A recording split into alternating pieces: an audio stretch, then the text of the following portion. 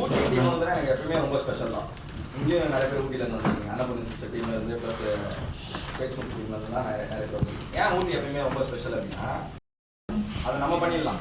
ஈரோட்டில் இருக்கோம் பண்ணிடலாம், திருப்பூரில் இருக்கோம் பண்ணிடலாம், மெட்ராஸில் இருக்கோம் பண்ணிடலாம். யார் பண்ண முடியாதுன்னு கேட்டிங்கன்னா சத்தியமாக ஊட்டியில் இருக்கோம் பண்ண முடியாது. ஏன்னா பொழுது விடிச்சு மக்கள் வீட்டில் ரெடி ஆகிறதுக்கே 11-12 திரும்ப 4 மணிக்கு திரும்ப வீட்டுக்குள்ள போயிடுவாங்க. ஏன்னா அப்போ வேற வெளியே வந்தீங்க ஆலய காலம் அப்படின்னு பார்த்தா அப்படிதான் அந்த ஊரே அப்படிதான். ஏன்னா கிளைமேட் அவங்களால என்ன பண்ண முடியாது, வெளியே வந்து பெருசாக ஒர்க் பண்ண முடியாது. ஆனால் அந்த மாதிரி கிளைமேட்லையும் எனக்கு தெரிஞ்சு லாஸ்ட் வந்து பார்த்தீங்கன்னா ஒரு 2-3 வாரமாக வந்து பார்த்தீங்க அப்படின்னா ஒரு மோர் தென் 10 hours ஒர்க் பண்ணியிருக்காங்க ஒரு நாள்.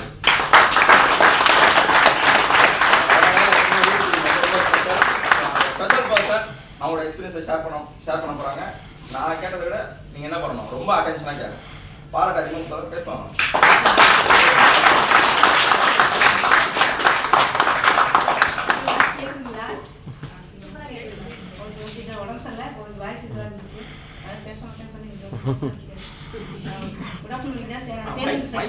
நாலு வருஷமா இந்த பிசினஸ் பண்றதுக்கு ஒரே ஒரு காரணம் பாரா சார் தான்.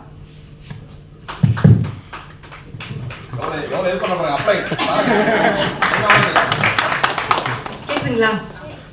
இந்த பிசினஸ் 4 வருஷமா தொடர்ச்சியா பண்றதுக்கு ஒரே ஒரு காரணம் பாலமுருகன் சார் மட்டும்தான். ஏன்னா அங்க சுச்சுவேஷன் சரியில்லை. எதுவுமே நான் படிச்சது வந்து 10th தான் படிச்சிருக்கேன். யாராவது அப்ளிகேஷன் யூஸ் பண்ண தெரியாது, ஃபோன் யூஸ் பண்ண தெரியாது, இங்கிலீஷ் பேசணும்னு சொல்லுவாங்க. நிறைய விஷயங்கள் வந்து எனக்கு தெரியாது. அதையும் தாண்டி விவசாயம் பண்ணுறதுனால வீட்டுக்கு தேவையான விஷயத்த பண்ணிட்டு நான் வெளியே வரணும்னா ரொம்ப டைம் கம்மி. நான் படித்த படிப்புக்கு வெளியே போகணும் அப்படின்னா நான் துணி கடைக்கோ இல்லை நகை கடைக்கோ இல்லை ஏதோ ஒரு கடைக்கு நான் வேலைக்கு தான் போகணும் மாத சம்பளத்துக்கு. ஆனால் அந்த இடத்துல எனக்கு பஸ் வசதி கிடையாது, டவர் இல்லை, எதுவுமே இல்லைங்கிற இடத்துல ஒரே ஒரு தன்னம்பிக்கையை கொடுத்தது பாலமுருகன் சார் மட்டும்தான். எதுக்காக சொல்கிறேன் அப்படின்னா என்னால் முடியாதுன்னு சார் என்னை வழி நடத்தினார். என்னோட சக்ஸஸ் அப்படின்னு பார்த்தீங்கன்னா இது மட்டும் தான். அதையும் தாண்டி நம்ம டீம் லீடர்ஸ் வந்து சூப்பராக வந்து கை கொடுத்துட்டு இருக்காங்க. எனக்கு இந்த கிரெடிட் எல்லாமே நான் இங்கே நிற்கிறேன்னா என்னோட டீம் மட்டுமே எனக்கு காரணம். எதுக்காகன்னு பார்த்தீங்கன்னா உண்மையான உழைப்பு இருக்கு, அதையும் தாண்டி அவங்களோட நீடு இருக்கு.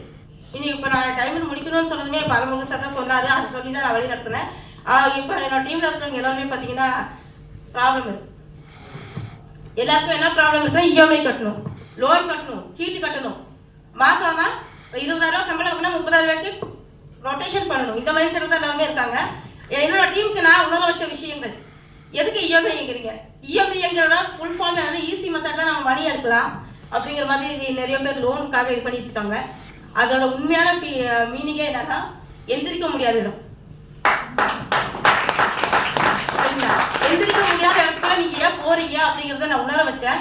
7 அடி போட்டோம் அப்படின்னா நம்மளோட இன்கம் எந்த அளவுக்கு இருக்கும், இன்கம் எந்த அளவுக்கு இருக்குங்கிறத தாண்டி நீங்க ரோலிங்ல ரொட்டேஷன்ல போய் இஎம்ஐலயே மாட்டிட்டு இருக்கீங்க. பாலமுருகன் சார் அடிக்க சொல்ற விஷயம் கம்போசர் வந்து வெளியே வாங்க. அப்போ டீமை உட்கார வச்சு நான் டீம் கூட வந்து டிஸ்கஷன் பண்ணேன். நீங்க ஏன் இஎம்ஐ கட்டணும் சீட்டு கட்டணும்னு சொல்லிட்டு கடன் வாங்குறீங்க, இங்க நம்ம வீக்லி வந்து இந்த மாதிரி இன்கம் ஆப்ஷன் இருக்கு அப்படின்னு சொல்லிட்டு அந்த 7 அடி பிளானை மட்டும் தான் என்னோட டீமுக்கு நான் கொடுத்தேன். அப்போ இதுக்கு அதுக்கு ஸ்டார்ட்லேயும் வந்து இன்னைக்கு வரைக்குமே டீம் என்ன பண்ணிட்டு இருக்காங்கன்னா இஎம்ஐ வாங்குறது, லோன் வாங்குறது, ரொட்டேஷன் வாங்குறதுக்குலாம் மைண்ட் செட் போறது இல்லை.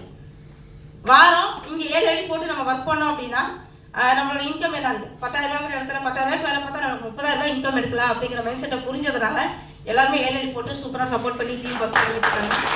டைமண்ட் முடிக்கணுங்கிற இடத்துல நம்மளோட தேடல் இல்லை.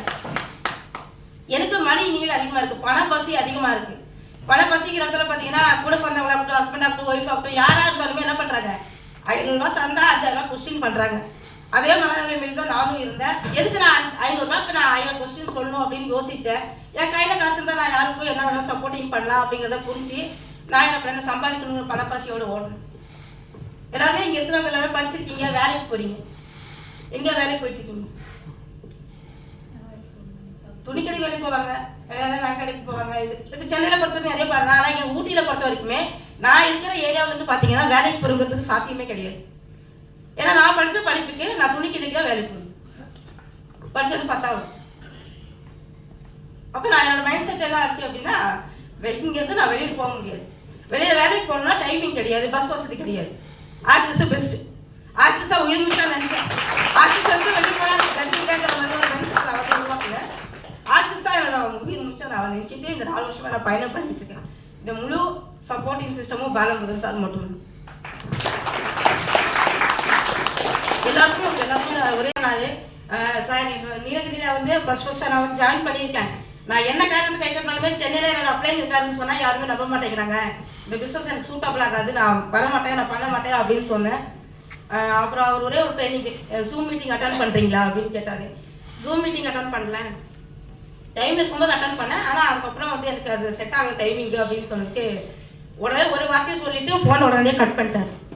இப்போ சொன்னார் இல்லைங்களா, சார் திட்டுறாரு, நல்லது தான் திட்டுறாரு அப்படின்னு சொல்லுவோம். நானும் ஸ்டார்டிங்கில் வந்து நான் பாக்ஸ் வந்து இப்படி சொல்லும்போது ஏன் இப்படி சொல்கிறாருங்கிற விஷயத்த நான் வந்து யோசித்தேன். ஏன் இப்படி சொல்கிறாரு, ஒரு வாரம் ஒரு 7 நாள் கம்பெனி சைடில் அப்போ 5 மீட்டிங் நடந்துட்டு இருந்துச்சு. 5 மீட்டிங்குமே தொடர்ச்சியாக அட்டன் பண்ணுங்க. 8வது நாள் நீ எனக்கு கால் பண்ணணும், அது வரைக்கும் நீ எனக்கு கால் பண்ண கொடுத்து நானும் உங்களுக்கு கால் பண்ண மாட்டேன் அப்படின்னு சொன்னார். அந்த 8 நாளுமே 5 மீட்டிங் நான் அட்டன் பண்ணேன். அட்டன் பண்ணிவிட்டு 8வது நாள் நான் ஃபோன் பண்ணி, சார் இந்த மாதிரி நீ சொன்ன மாதிரி அட்டன் பண்ணேன், ஒரு மீட்டிங் வந்து அட்டன் பண்ண சொன்னீங்க, நான் பண்ணேன் அப்படின்னு சொன்னதுக்கு என்ன டிஃப்ரெண்ட் இருந்துச்சு அப்படின்னு கேட்டார். அப்போது ஒரே ஒரு விஷயம், எவ்வளோ விஷயங்கள் நான் பார்த்துருக்கேன். ஆனால் இதுவே அவர் சொன்ன விஷயத்தில் பார்த்தீங்கன்னா நிறைய லீடர்ஸ் கஷ்டப்பட்டு தான் வந்திருக்காங்க, முன்னுக்கு வந்திருக்காங்க. அவங்க வந்து பிளானு ஹோஸ்ட்டு அப்படின்னு சொல்லிட்டு ஒவ்வொரு இடத்துலையும் என்ன பண்ணுறாங்க, அவங்களோட ஷேரிங்கை கொடுக்குறாங்க. அவங்க எப்படி சக்ஸஸ் ஆகிருக்காங்க அப்படிங்கிற விஷயத்த வந்து ஒவ்வொருத்தருமே ஷேர் பண்ணாங்க. அப்போ என்னாலையும் பண்ண முடியும், தன்னம்பிக்கை வந்திருக்கு அப்படின்னு சொன்னேன். அப்போவும் ஒரே வார்த்தை, முடிச்சிட்டாரு, அவ்வளோதான், நீ போய் வெளியப்ப. அப்போது நான் சொன்னேன், அப்போ சொன்னாலும் அப்படி தான் சொல்கிறாரு, இப்போ சொன்னாலும் இப்படி தான் சொல்கிறாரு, இந்த சாதிக்காக இப்படி பண்ணிட்டு இருக்காரு அப்படின்னு புரியல எனக்கு. அப்போ நான் நினச்சேன், படிப்பறிவு இருக்கிறவங்க தான் பண்ண முடியும், படித்தாதான் பண்ண முடியும் அப்படின்னு நினச்சேன். யாராக இருந்தாலுமே பிஸ்னஸை பண்ணலாம் அப்படிங்கிற மைண்ட் செட். ஏன்னா அந்த மைண்ட் செட்டை கொடுத்ததுனால தான் 4 வருஷமாக இந்த பிஸ்னஸ் பண்ணுறேன், லவ் பண்ணி பண்ணுறேன். இந்த பிஸ்னஸ் ஃபேமிலி பாண்டிங்கோட ஒரு நல்ல ரிலேஷன்ஷிப்பில் வந்து தாய் வீட்டு அப்படிங்கிற இடத்துல வந்து பாலமுருகன் சார் வந்து எனக்கு தாய் வீட்டு சீதனமாக வந்து இருக்காரு. இது சென்னைக்கு வரதே இப்போ தாய் வீட்டுக்கு வந்த ஃபீலிங்கில் தான் நான் இப்போ வந்துருக்கேன். அப்போது நான் இந்த ஊட்டியில் வந்து லீடர்ஸ் இல்லை, பாலமுருகன் சாரை நான் ஊட்டிக்கு அடிக்கடி வர வைக்க முடியாது. அப்போ நான் என்ன பண்ணேன் அப்படின்னா, கற்றுக்கிட்டு டைம் கொடுத்தேன், ரூமில் உட்காந்து நாலேஜ் எடுத்துக்கிறேன். ஒவ்வொரு இடத்துலையுமே நான் பாலமுருகன் சாருக்கு ஒரு டவுட் இருந்தால் மட்டுமே நான் பாலமுருகன் சாரை வந்து நான் யூஸ் பண்ணிகிட்டு இருக்கேன். என்னால் முடியல, என்னால் சமாளிக்க முடியல, பண்ணி கொடுங்க அப்படின்னு சொல்லி நான் வந்து கேட்டிருக்கேன்.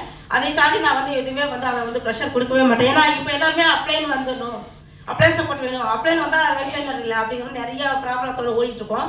ஆனால் நான் அவரோட சப்போர்ட்டை மட்டும் தான் நான் எடுத்துக்கிட்டேன். அவர் திட்டினாலுமே இப்போ சொன்னார் இல்லைங்களா, அது மாதிரி அவர் திட்டினதை நான் கேட்டதுனால தான் இன்னைக்கு இந்த பொறுமையோட ஊட்டியில் ஒரு பெரிய அதிகாரத்தோடு நான் வாழ்ந்துட்டு இருக்கேன். அவர் திட்டினது அப்பா அம்மா வந்து நம்மளுக்கு எந்த ஒரு விஷயத்தையுமே கெட்டத வழியில் கொண்டு போக மாட்டாங்க. பள்ளம் இருக்குது, கண்ணாடி இருக்குது, முள் இருக்குன்னு சொல்லிட்டு ஒவ்வொரு இடத்துலையுமே என்ன பண்ணுறாங்க, வழிநடத்தி யோசிச்சிருக்கலாம். ஆக்சஸ் வர்றதுக்கு முன்னாடி நீங்கள் எப்படி வேணால் யோசிச்சு என்ன வேணாலும் பண்ணியிருக்கலாம். வந்துட்டீங்க, களத்தில் இறங்கி ஜெயிச்சுட்டு வெளியே கிளம்புங்க. ஏன்னா ஆக்சஸ்ங்கிறது அதெல்லாம் புரியாது, அக்ஷய பத்திரம் அப்படின்னு சொல்லுவாங்க. நாம் இப்போ ஒரு இடத்துக்கு வேலைக்கு போகிறோம் அப்படின்னா என்ன பண்ணுறோம், அவங்க தர சம்பளம் 10,000 20,000 30,000 சொல்கிறாங்க. அந்த சம்பளத்துக்கு கையேந்தி நின்று நம்மளோட உழைப்பை மற்றவங்களுக்கு விற்றுக்கிட்டு இருக்கோம். அதே உழைப்பை உண்மையாக நாம் நேர்மையாக நம்மளோட ஆக்சஸில் கொண்டு வந்துட்டோம் அப்படின்னா இது சாத்தியமே. ஆக்சஸ் பெஸ்ட்டுங்கிறதுல நான் வந்து எப்போவுமே உணர்ந்துட்டு இருக்கேன். என்னை வழி நடத்திட்டு இருக்காரு. ஏன்னா ஒரு அப்பாவா ஒரு குருவா குழந்தைங்க திட்டுறது வந்து நல்லதுக்கு தாங்கிறது நான் நிறைய டைம் திட்டு வாங்கியிருக்கேன். 4 வருஷமாக நான் இப்போ இருக்கேன் அப்படின்னா 4 வருஷத்தில் ஒரு 75% திட்டு வாங்கி தான் இந்த அளவுக்கு நான் முன்னேறி வந்திருக்கேன். அவர் திட்டத்தோட உழைப்பு இன்னைக்கு நான் வந்து ஒரே வாரத்தில் வந்து நிச்சயம் இருக்கு. இந்த அளவுக்கு நான் வந்து காரணம், முக்கிய காரணமே பாருங்க. Thank you sir.